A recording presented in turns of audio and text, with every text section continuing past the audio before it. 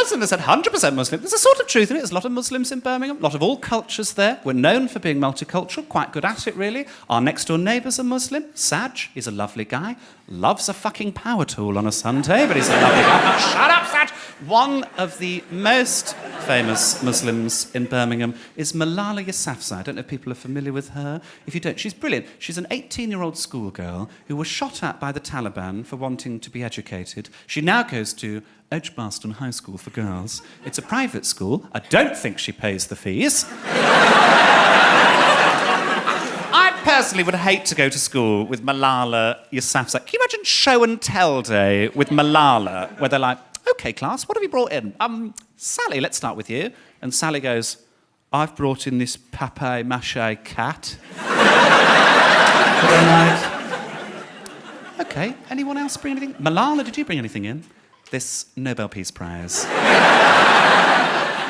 Sally, you're a piece of shit.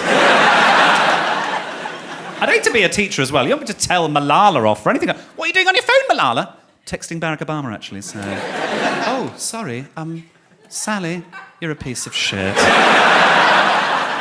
Poor Sally, just made her up.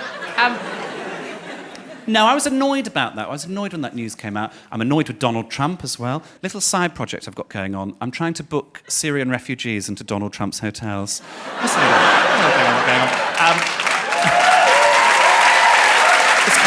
It's going okay. It's going okay.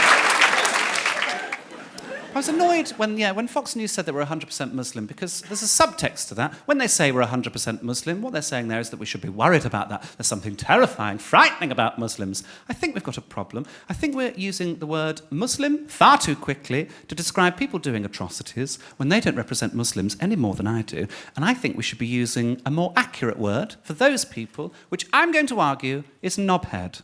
There'd be levels of knobhead. You'd have a moderate knobhead, all the way up to fundamental knobhead. And if we all did it, the news would have to catch up. They'd have to go, today, 2 knobheads bombed a car. They'd have to do it if we all did it. And it wouldn't necessarily be to do with just terrorist activity. Any knobheady activity would get the knobhead word. I've thought of some.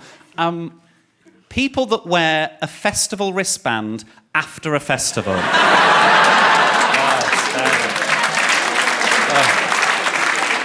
I went to Reading. It's November, you're in a Costa, you're a knobhead.